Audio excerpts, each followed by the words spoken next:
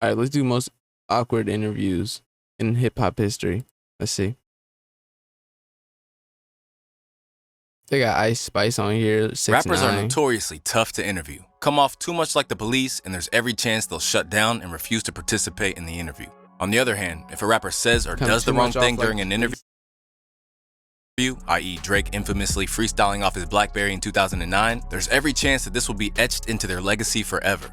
In this video, we're taking a closer look at some of the most awkward interviews in hip-hop history. Often when new rappers emerge, news outlets will try to poke holes in the image they've constructed around themselves. But often, the artists are too savvy, and all the journalists who've tried to defame them end up doing is making them appear even more appealing to their fan base. That was the case when BBC attempted to tangle with a young Tyler the Creator in Odd Future. Flanked by the group's colorful cast of characters which included Damo, Left Brain, Haji Beats, and Sid the Kid, the reporter made a mistake of underestimating the crew and clearly went into the interview with a preconceived idea of how he wanted to portray them. The result is a combative masterclass, with Tyler going out of his way to make things as difficult as possible. Okay, now what about your lyrics? What are you saying in your lyrics? What does that even mean? Nothing to old white people off like you. Is that right? My lyrics aren't offensive. Some people find them offensive. Some people find everything offensive. Okay. But when it comes to awkward interviews, no one has turned this into an art form quite like Nardwuar, a bona fide legend who's received his flowers from virtually every rapper. Getting the interview with Nardwuar is seen as an honor for most upcoming rappers who've spent years witnessing him bamboozle his guests with obscure knowledge about their lives. But over the years, this hasn't always gone to plan. In rock music, the likes of Blur, Henry Rollins, and Slipknot all found themselves confused by Nardwuar's shtick, to the point of getting angry. And in hip-hop, the likes of Lil Uzi Vert decided to run away from him, while Jay-Z just seemed utterly confused. But if any interview between Nardwuar and an MC who refused to play ball was painful to witness, it was Nas. Back in the day, Nas agreed to sit down with Nardwuar during a Canadian tour stop. Initially, things started off amicably enough, with Nas seemingly impressed by the degree of research Nardwuar had undertaken. This dude here, see where he's at? This is the project where I come from. That's the elevator doors open. See, that's the first floor. And he's telling the crackhead, Jane, stop this crazy thing. Sweet crazy, you're crazy. While he originally seemed amused by the endless selection of records and pop culture trinkets that Nardwuar decided to bestow upon him, Nas's patience would eventually wear thin, and by the end, that normally composed MC was as hostile as we've ever seen him. You are nuts, you are psycho, but it's all love, it's all music. Peace. Thanks so much, Nas. Keep on rocking in the free world and doot-doot-a-loot-doo. Yo, it's over. It's over. Move the mic. Move the mic. No. While Nas managed to keep things cordial with Nardwuar for a little while, the same couldn't be said for Kodak Black's appearance on Ebro in the Morning. A man who will make several appearances on this list, Ebro's demeanor has a way of getting under people's skin in a way that he doesn't seem to be aware of. But when Yak turned up to the Hot 97 studios, Ebro was determined to broach Kodak Black's pending case with him. And with respect to, everybody involved in that people case, think Nardwuar we weird can't get though. into details today. But, we take assault here serious. But we hope, to have you back so we can have a deeper conversation about that because, this is a serious topic and we're hearing these stories a lot. After some haphazard attempts from Peter Rosenberg to guide the conversation back to neutral ground with a bizarre comment about the moon landing, it wasn't long before Kodak's annoyance boiled over. You seem upset that I brought it up. I feel like sometimes when we going through y'all be entertained by bull. Change the subject, I'm finna walk out. We don't have to talk about nothing else. We could be done right here. Say less. After the fact, Ebro received a mixture of praise and backlash from the culture. And in a subsequent radio appearance, he made it clear that this wasn't his intention. Not wrong for that. I did not want it to go that way. I'm not happy with the way that it went. I'm not happy it went that way. I feel bad that it went that way. Because I felt like I was honestly trying to have a balanced conversation with an individual who has a crazy past, dealing with some very real things. It's very strange right now, Ebro said. It makes nobody happy. I really, really wanted to end that in a good way. Where this incident stemmed from Kodak not wanting to delve into his personal life, this next awkward encounter involving Ebro was one in which the generational gap between him and the current crop of hip-hop artists was all too apparent. During Lil Uzi Vert's meteoric rise to fame, it's a real thing, and he was actually on the show. It's a televised thing, asking about it.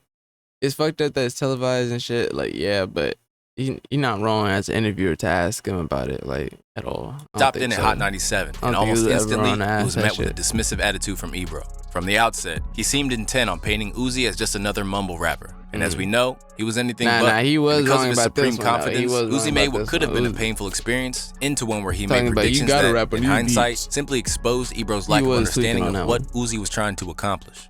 Everybody's grown, bro. I mean, are they? Everybody's grown. He fell off at the end. Put another beat on. Nah, because all I got is old man beats and you're not built for Hey, that. listen, it's gonna be a lot of young guys coming up here and they ain't gonna want to rap on that. I'm trying to tell you, it's changing. Yo, look, I hope they change. But This nigga put on Kanye West all beats. you little young that think you nice. Yeah. Y'all get to like 27, 28, and y'all get to struggling and y'all be trying to come back tell and you find what, that sound. I ain't gonna struggle, bro. And guess what? I'ma be here. Yeah, it's gonna be totally different too. I'm gonna be all the way a rock star by then.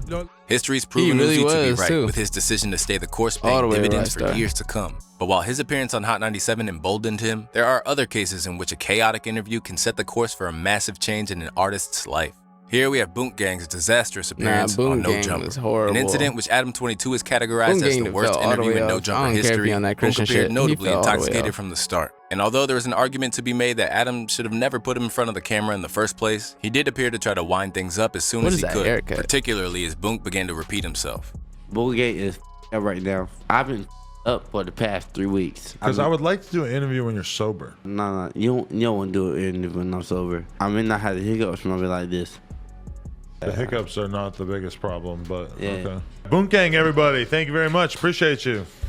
Since then, Boonk, now named John Gabbana, has turned his life around. But while Boosie Gang all but left music without leaving a mark on the industry, two men that have are Childish Gambino and Chief Keef. Both exploding into the scene in the early 2010s, ATL's Donald Glover has become a pioneer in nearly every avenue, while Glow Gang's Chief Keef was instrumental to the foundation of drill as we know it. Childish But as it became Gambino clear when Noisy aligned the two for a one-on-one shit. interview, it became obvious that despite their significant contributions to the I game, remember they this lacked interview. natural What the chemistry hell? when brought together. Over the course of a painful 4 minutes, the pair couldn't find sufficient common ground, nor enough mutual admiration to make it work, with Keef clearly irritated by the conversation, making it known that he would rather not have to endure it, while Donald struggled to find something to say. You don't like talking that much. You say you're not a big talker.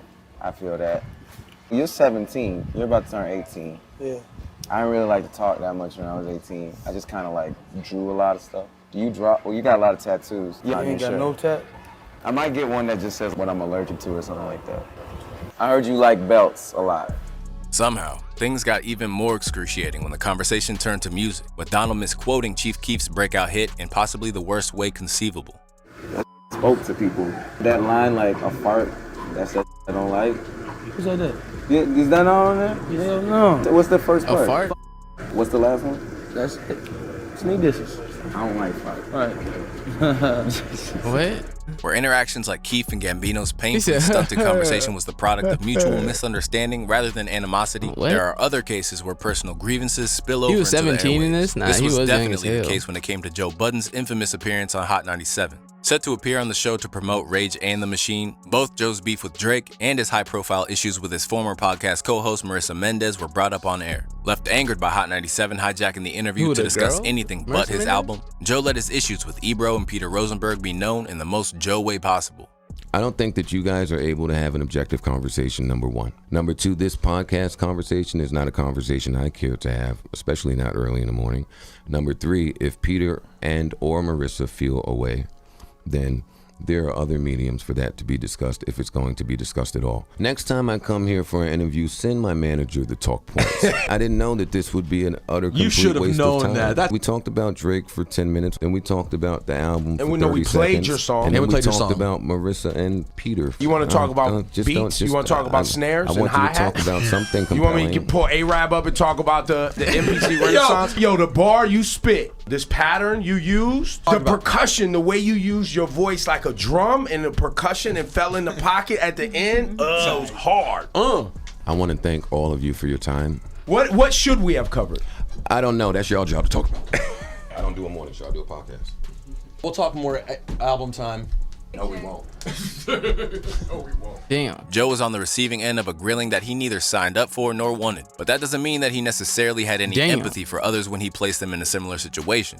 Here we have Joey Jump-Off's infamous Everyday Struggle showdown with Lil Yachty. Appearing on the headline-making Complex show was always a calculated gamble, and appearances from Vic Mensa and a near-physical altercation with Migos certainly made for compelling viewing. But they all pale in comparison to what happened when the rapper that was then Quality Control's newest star appeared.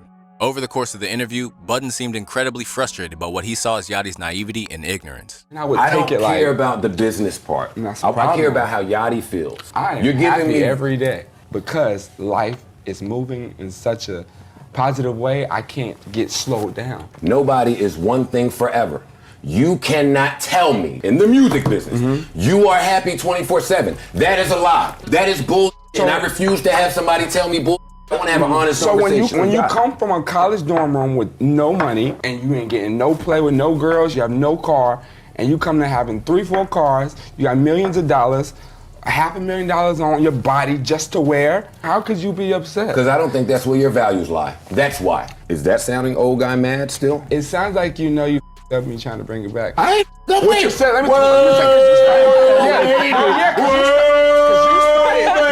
If this wasn't bad enough, things continued to intensify to the point that Joe was basically playing the role of a scolding parent while Yachty took it in stride. Tell me what you want from hip-hop. You don't think that's a question you should answer at some point? Or are you leaving all of this to QC to figure out? Nah, I mean, I'm making music, bro. I'm just having fun. My fans love it. Yeah, you don't sound like you very aware with what's going on and you want to the hottest on earth. What do you want me to say? I want you to be aware of your business. I want you to know whether you're in a 360 or not. I want you to appreciate the culture that changed your life and took you from college dorm room eating oodles and noodles. I want you who's well-spoken and articulates himself well.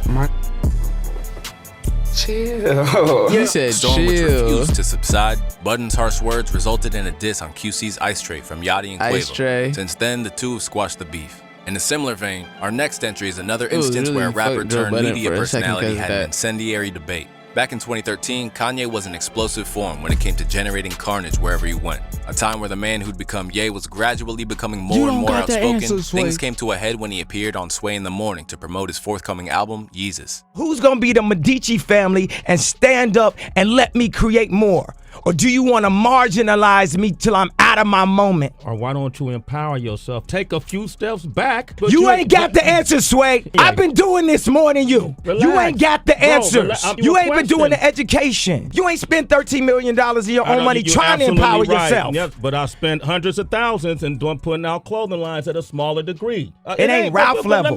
What's the name of your clothing line? We don't know. Why is it that you can't? Money, I just told you I lost the money because I did not have the knowledge okay, of how so to you do don't it the have right money. way. You ain't got to turn up, man. This ain't no show, man. No, I'm but- talking to you as a homie. You ain't got to turn up on me man to man, dog.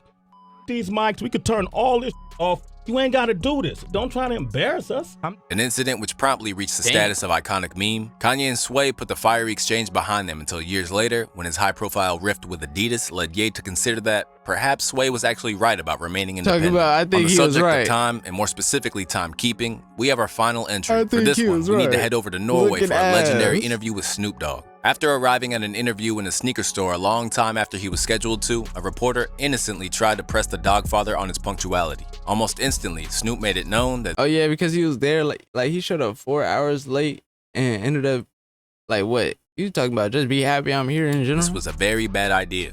You're 5 hours late here. 5 hours. And- Man, shut the up. Yeah, I was just wondering why you were so late, and I saw you were twittering about you being stopped at the border. I was late because I went to go get some chicken wings.